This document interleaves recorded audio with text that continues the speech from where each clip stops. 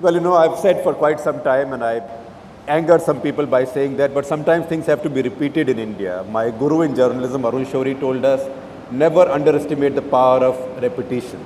Because people are thick skinned, they tend to forget things, keep on repeating a mantra. And one of those mantras is that our political discourse is caught in a strange, very Indian ideology, which I describe as povertarianism, and which means that poverty is my birthright. It's my birthright, but you shall have it. So our politicians run their politics by developing this great vested interest in keeping people poor and in persuading them to feel sorry for themselves. And which is what, the two gentlemen we have here and like many of you have challenged, because many of you have come out from real India. Mr. Murthy will remember, I think about 4 years back, you invited me to speak on your annual day in Bangalore. And I asked for a show of hands. And what's the question I asked? I asked, how many of you in this wonderful group of richest, most progressive, most successful Indians went to an English medium school? Not even 10% hands went up. I asked, how many of you went to a sexy school or college like Doon, Stevens, Loyola? Not even 5% hands went up. And then I asked, how many of you went to an IIT? Not even very few hands went up. That shows that India is now rising from where Indian politician has been getting his votes by exploiting their povertarian thought. So there is change, and all of you represent change, and these two are change leaders. But let me ask you a question. The idea of Nano came from the Tata Group, which is a well-established group with research and development enterprise. It's been 10 years since Infosys was listed on NASDAQ. How come, do I get a sense that, one, there's not been an Infosys class startup since Infosys? There hasn't been a big idea like Nano from any other house in so many years. Is there an entrepreneurial drought in India? Drought.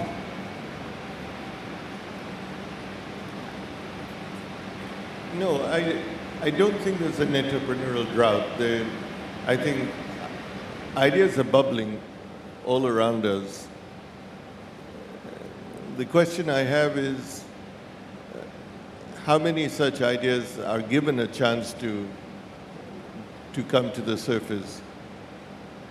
How many managers allow their subordinates to propose these ideas and support them? It's okay, Nano started at the top and didn't start down at the bottom. But how many good ideas actually see the light of day because either financial institutions or venture capital segments do not exist, or banks don't consider them bankable, or we go through this phenomena that you hear so much in India, that this is the way we've done it for 25 years, that's the way it's going to be, or has this idea been successful elsewhere in the world? And when that disappears and we start to be really creative and supportive of creative ideas, I think we will see much more of this. I don't think that there's a drought of good ideas in this country. We've got very intelligent people, very creative people, and with great deal of imagination. Again, do they have an equal opportunity? I don't think they do. Mr. Murthy, are you worried about this drought of entrepreneurship? And is that one of the reasons why you've now set up this fund to provide money for some new ideas? No, I am not worried about this drought of entrepreneurship. It is true that my sector, which was started first by the Tatas, TCS was the first company to get into this sector, then Infosys, then Wipro and Satyam and many others came in. This sector is perhaps saturated. But there are many others where entrepreneurs have come out with wonderful ideas. There are many other sectors of the economy. We have Bharti in the last 10 years. We have had S-Bank. We have had many other sectors where entrepreneurs have come and they have come to a certain critical mass.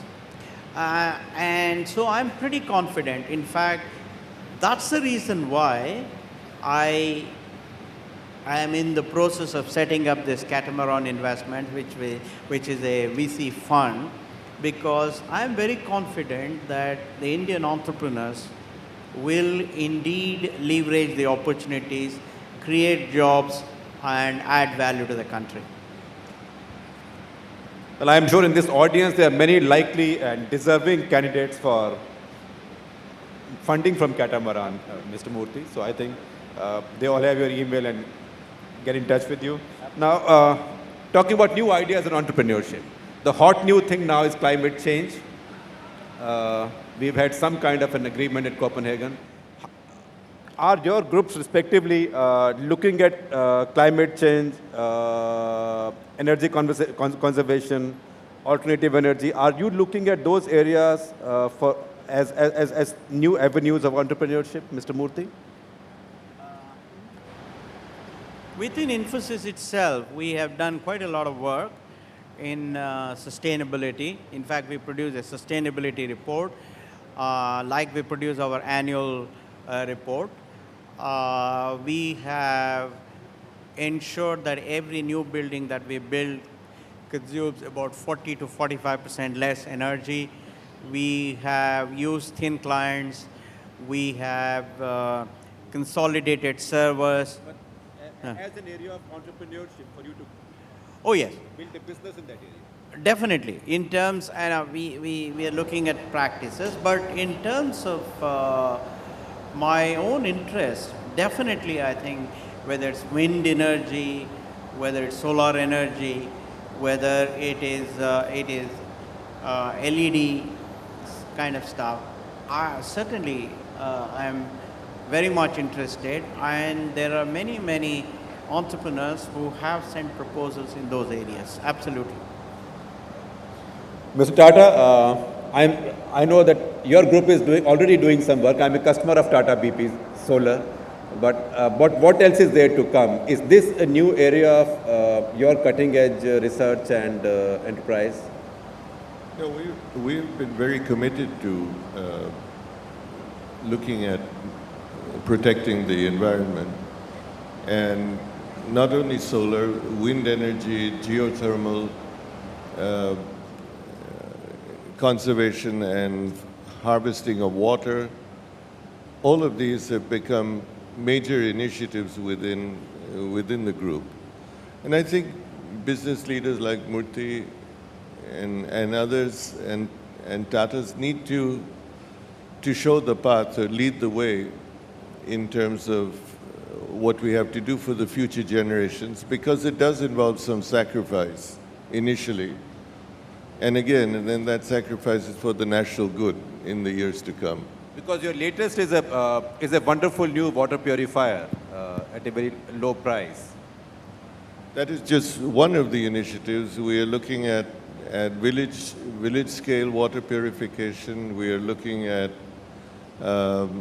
city water purification, and we're looking at conservation and harvesting of water in small communities. I think it has to be very much a holistic kind of view. Are many of you familiar with Tata Group's new innovation, the new sub-rupee 1000 water purifier? No. Please take a look at it. I think it's one of those products that can empower people way down the income line, isn't it, Mr. Murthy? Oh, absolutely. Well, I think we are coming to the point of time where I have to now throw it open to the audiences. But before that, before the audiences get to ask their questions, I have one trick question for both of you. I have one trick question for both of you, which I don't have to ask. I'll ask each of you. I know it's a bit cliched. Is there any question that each of you wanted to ask the other but has not been able to do so? No, I don't think I have a question to ask of Murthy at all. Absolutely none. I don't know about him to me, but. Mr. Murthy? Well, let me ask a question of Ratan. You stepped into the shoes of probably India's finest industrialist, JRD. The first day when you sat in that chair, metaphorically, it may not be that room, it may not be that chair, but you metaphorically sat in his chair. What were your feelings? Yeah. You know, the feeling was of great confusion, actually. One was, what should I be? And, you know, again, metaphorically, you always are told that you are having to fit yourself in your predecessor's shoes. And these were mighty big shoes to fit. And so I decided to embark on a path of just being myself. And, you know, humorously, I must tell you that I went through, that confusion wasn't only in my mind, because Jay never left the office. And my greatest concern was, you know, how will I operate with Jay beside me or behind me or whatever. He sat on all the boards that he had sat on, but now no longer is chairman. And very often when he walked into the boardroom, he would sit in the chairman's chair. And then 5 minutes later, he'd say, oh, I shouldn't have been here. And then you'd play musical chairs in the boardroom. So in many ways, there was, you know, almost public confusion. But if I had any reservations, they were dispelled, because Jay was, in the 2 years that he was there, was a wonderful mentor. He never interfered. He supported. One of the first and most controversial things I instituted was the retirement age. He supported that. Without him, we would never have instituted a retirement age in Tata's.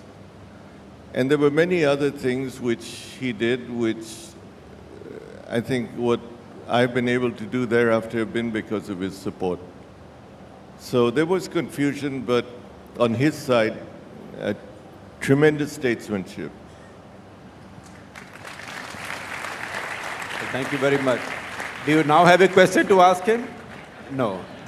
No, I don't think that he made his own shoes, and he's left his large shoes for others to follow. So I have no question to ask him.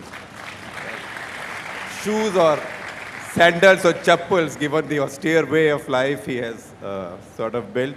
But let me ask you a question, Mr. Murthy. I've had, since I live in Delhi, I spend, unfortunately, but also fortunately, because I'm a journalist and I love politics and politicians, I spend most of my life with politicians. And I look at the world very often through their eyes. And I've had many politicians from various parties tell me almost regretfully, hey, kya hua gaya? You know, malum hi nahi pada. These IT fellows became so big without ever having come to us. So, in fact, the Ministry of Information Technology was a great afterthought. That ministry came up much after IT had come up. So let me ask you a question.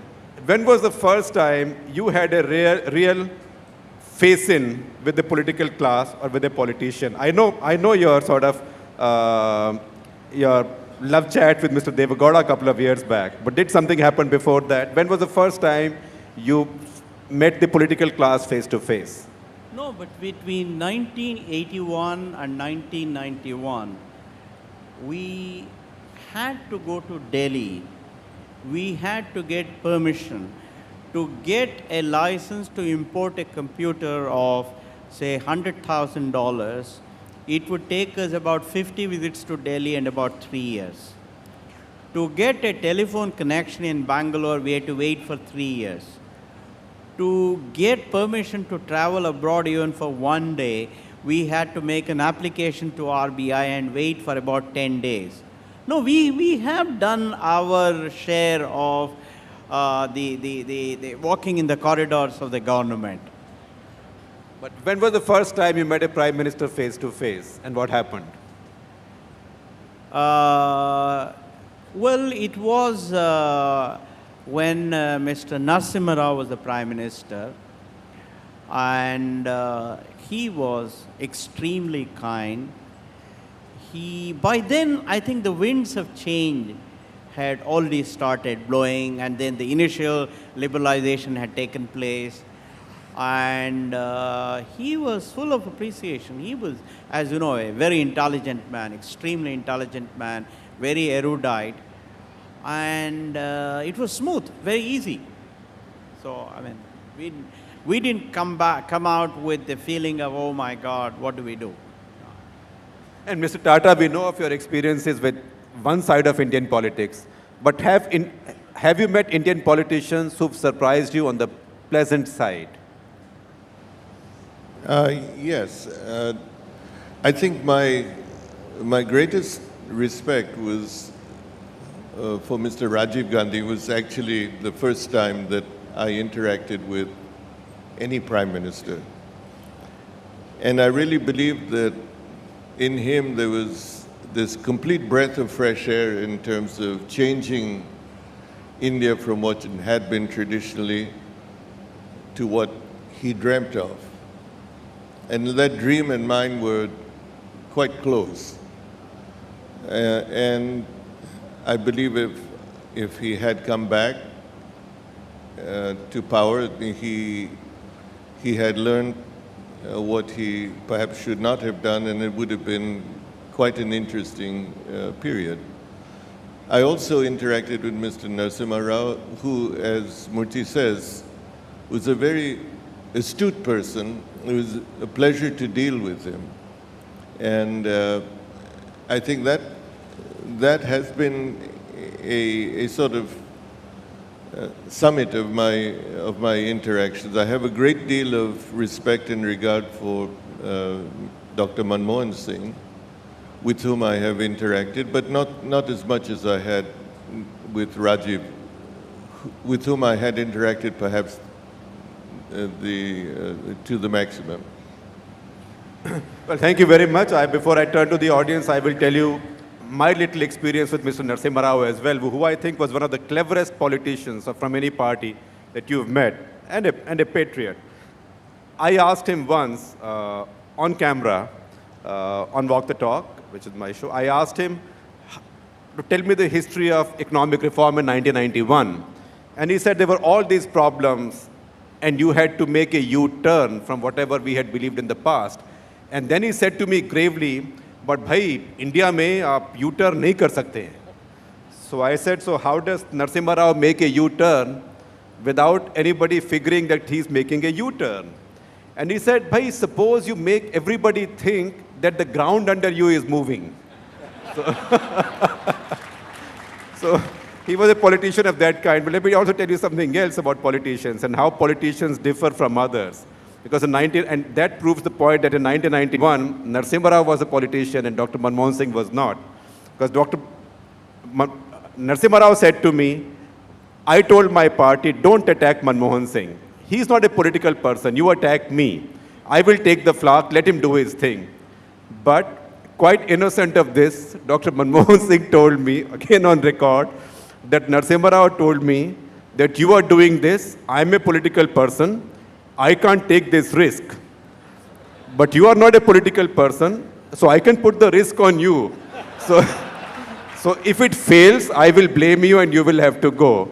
So that gives you a good example of how politics functions and how Delhi functions vis-a-vis entrepreneurs like these two gentlemen here and all of you. So on this note, I'll leave it to the audience. My question to both the gentlemen, to Mr. Ratan Tata and Mr. Narayana Murthy. Recently, we see $1 trillion company going down the drain with risk taken by somebody. I'm sure both of you are heading the empire. It must be on your mind. What should be done in an enterprise to avoid this thing? Is there any anti-greed management policies which we can run? or is some kind of a control check balance? I would like to see from that. Which company are you talking about? In a global financial meltdown, you see $1 trillion company going down the drain in 5 minutes' time. So obviously a wrong decision taken. As a person who's heading in a big empire, I'm sure it must be back of the mind as a concern for the safety and sustainability of their organizations and enterprise. So what sort of thing they would like to do to see that thing doesn't happen like this to their empire? Well, if I may paraphrase him, I think what he means is, what lessons have you learned from last year's downturn, where mega corporations could die all of a sudden, to make sure such things don't happen to your companies? That's right.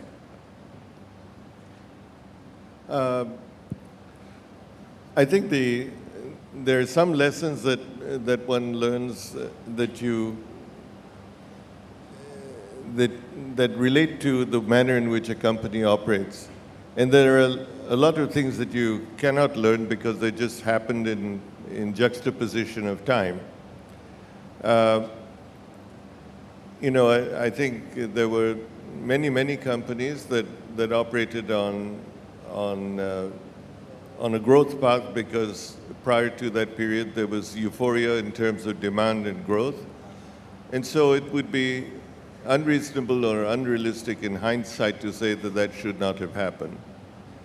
A policy of conserving cash and building a cash bank would have been considered earlier as an ultra-conservative move.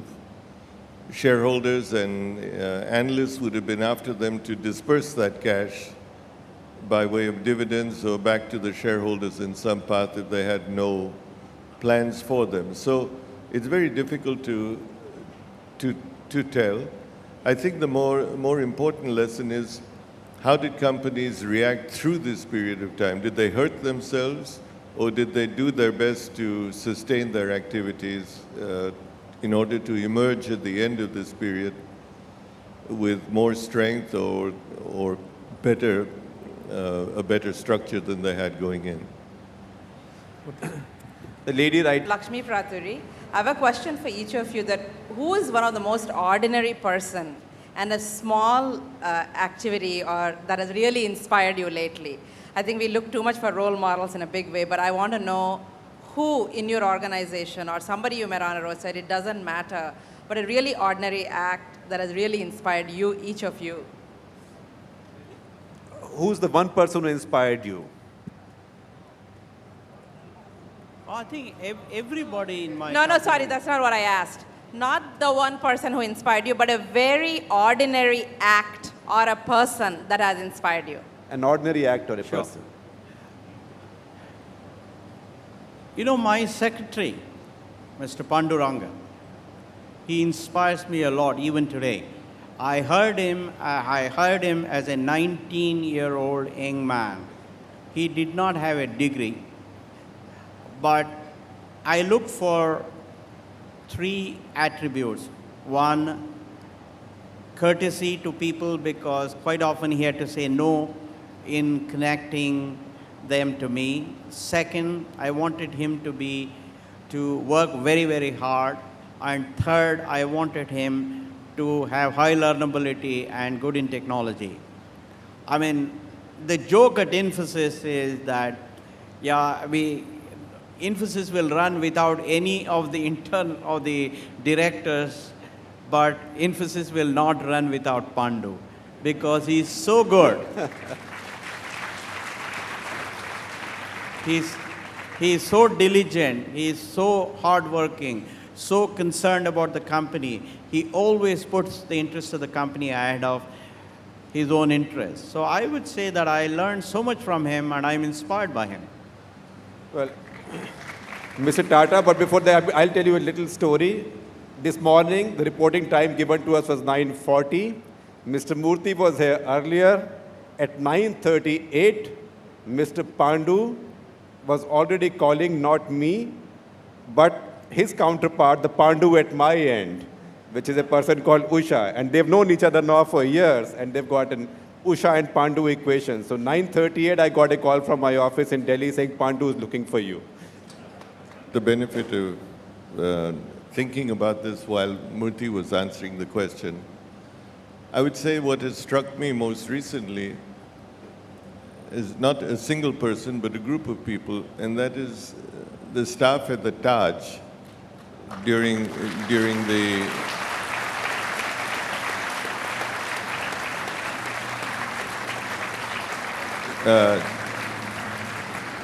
during the terrorist attack.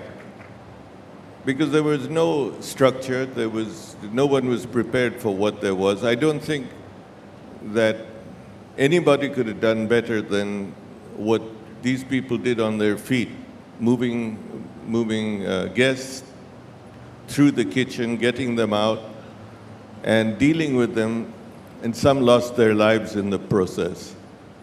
These were ordinary people, people who had no great degrees behind them, and they provided leadership, courage, and in some cases gave their lives for them. I think the tribute should go to them because they were the ordinary people that did.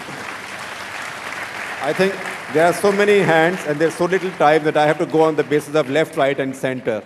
So I'm turning a little bit right. A young person there in the middle. That. No, I think the lady. Okay, great. I'm Vani Kola. I run a venture capital firm here in Bangalore. But before that, I spent much of my career in Silicon Valley as an entrepreneur. So I have a question relevant to that. I know that both of you would agree that entrepreneurship is the great wealth creator. And being that, what are you, and entrepreneurship requires role models and inspiration. So what are you both willing to commit or consider doing in an informal or formal way with the young upcoming entrepreneurs of India? I think that requires a long answer. Or? Well, in terms of how certainly I want to encourage entrepreneurs is through the VC fund that has been started. Thanks to our luck, thanks to God, we have been able to create 100,000 plus jobs in Infosys. But then I realized that if I want to add further value, the best way is to do that through entrepreneurs because each of them can create so many jobs. And that's how this VC fund will hopefully help. Want to pass it? Or you want to answer it or pass it? No, I think I have perhaps an advantage in some of our companies like Tata Motors, which have a history of fostering young entrepreneurs in the supply chain as vendors to go into small businesses, and much of the auto industry, in fact, is supported by entrepreneurs who have gone into various businesses. On the high-tech area, I fully agree with Murthy that we need a component of venture capitalism and risk takers who, in fact, encourage young entrepreneurs. And all of us need to take some leadership position in making that happen. Well, I think I'm getting many. We need to spend the whole day doing this. I think I will take one question here. I've been told to limit to one, but maybe I'll allow two more, but very short ones. So this, the young lady there, and one from that corner. I am Venkatesh. I am the CEO of a Vada Pav company.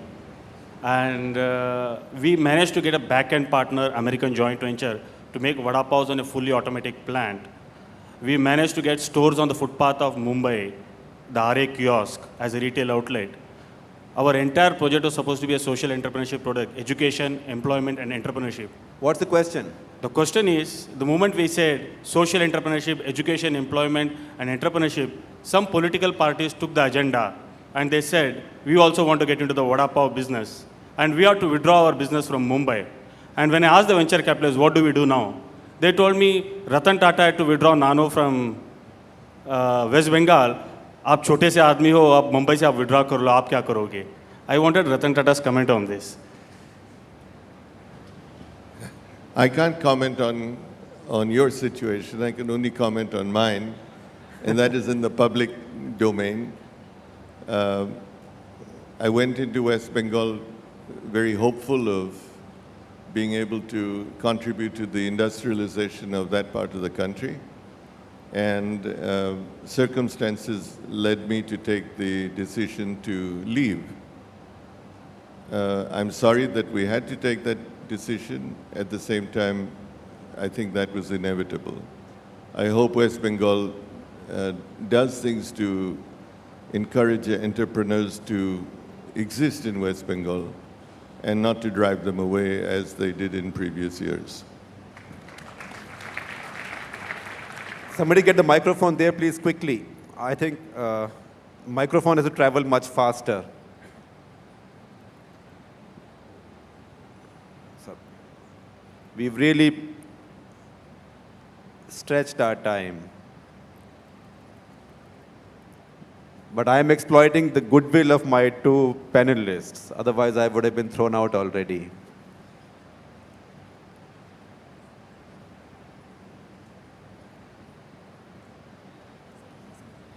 Very good morning, sir.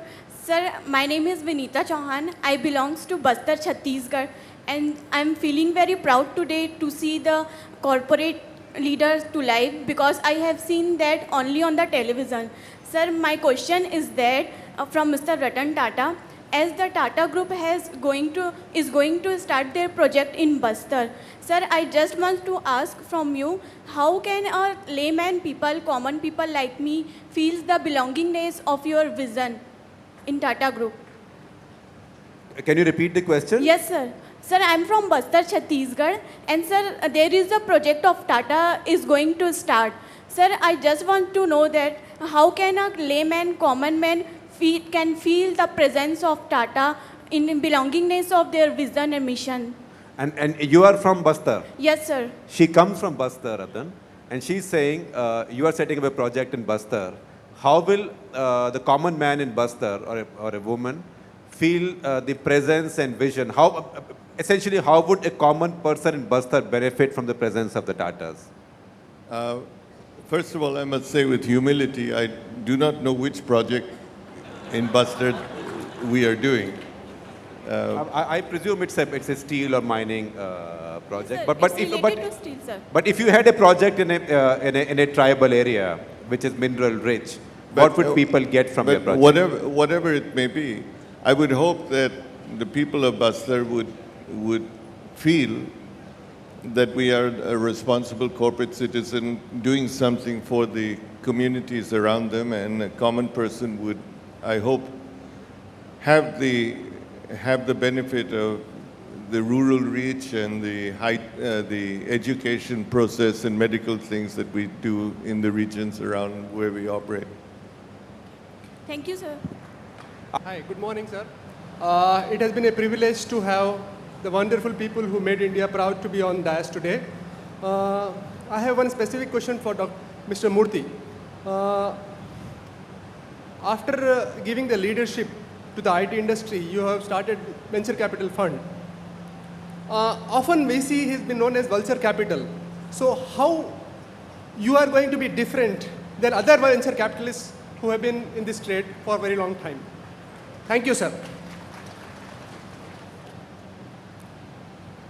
Well, it has been established world over that the ability to nurture an idea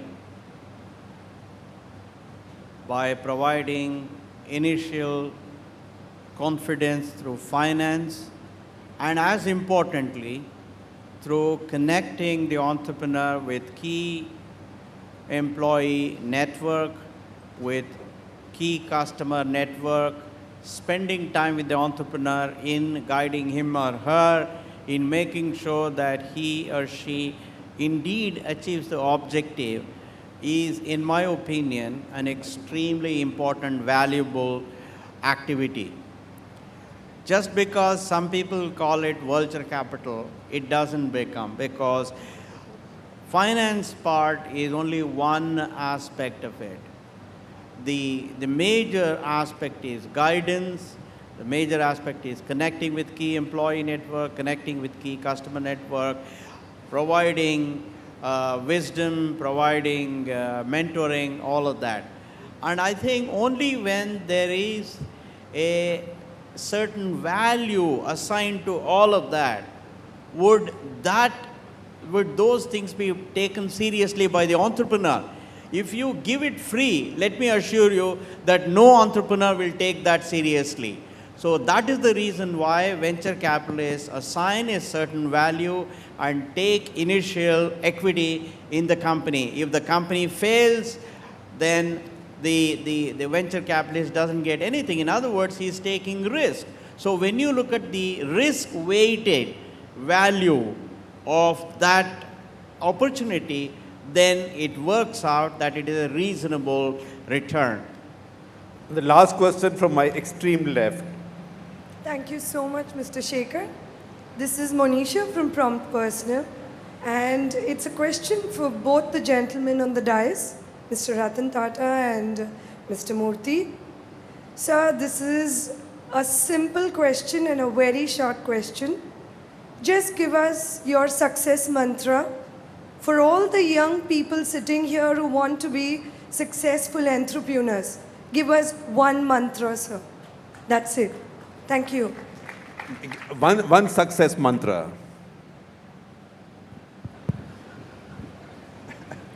With fear of being facetious, I would say good luck is an important element. Mr. Murthy. No, I entirely agree with Ratan. You need luck, because I have seen lots of smart people, lots of people who have worked hard. They haven't been blessed. And you need luck. But at the same time, let's remember Louis Pasteur's words that God favors the prepared mind. So you have to be prepared to take advantage of that luck. Luck you need, but be prepared to seize that luck.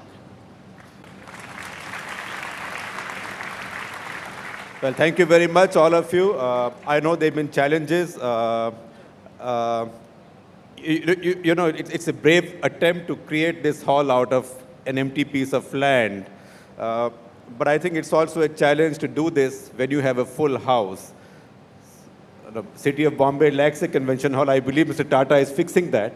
It will take some time, but hopefully in the course of time, we'll all be sitting in a hall where you don't have to look at your star speakers on giant screens. You can look at them on the stage itself. So thank you very much. All of you have been wonderful and patient. Give us a moment of applause for our two wonderful... one moment. Mr. Murthy wants to say something. I just want to make one point. You know, last Friday, Ratan was requested to be in another extremely important event. And he spoke to me, and he was very kind to say that, look, this has already been booked. It's in my diary, and I don't change my schedule. And the fact that he took the decision, he has come here, and he has spared so much of his time and shared with this wonderful set of entrepreneurs. I think we must all be very grateful to him.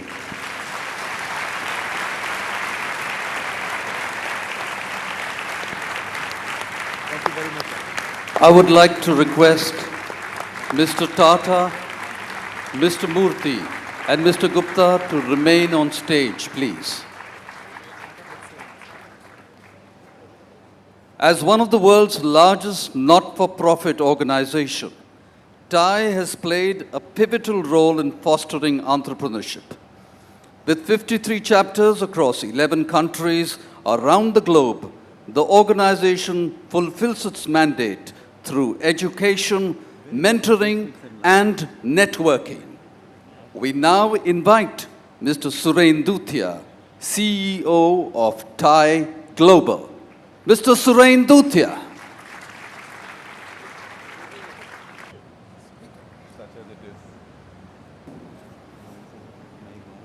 Thank you very much.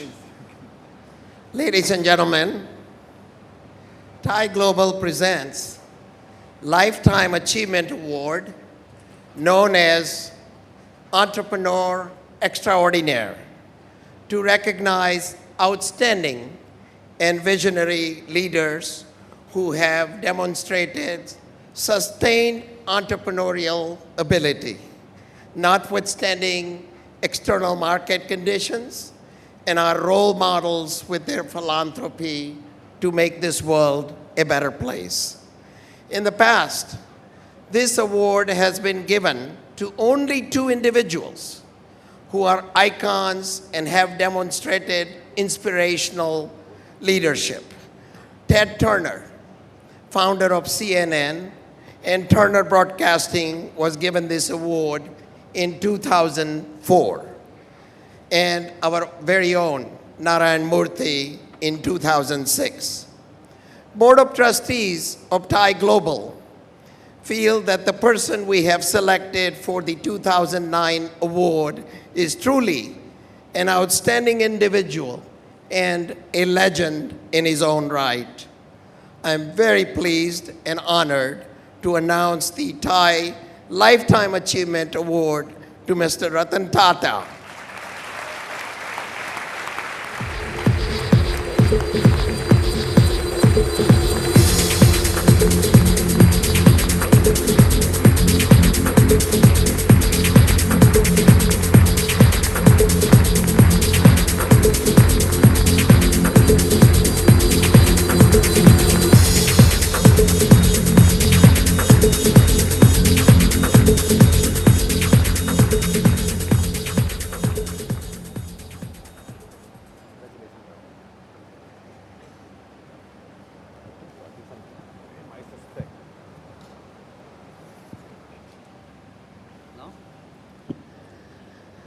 Ladies and gentlemen, this particular award was given to Mr. Tata because of his great many accomplishments. He's a person who has shown phenomenal vision and provided outstanding leadership and positively touched the lives of millions of people.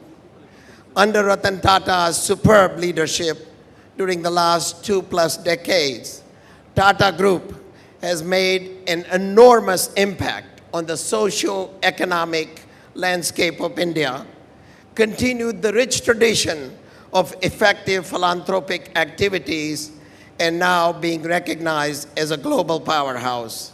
So we are so proud and privileged to recognize Mr. Ratan Tata and grateful that he's here in person to accept the award. Thank you very much, Mr. Tata.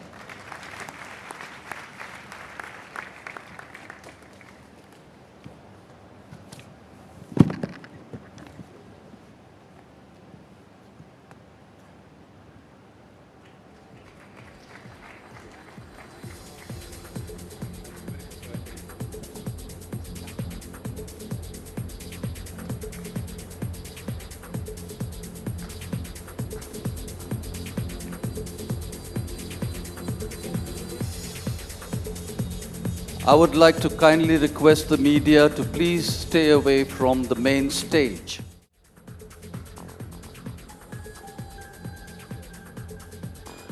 Please sit down, ladies and gentlemen.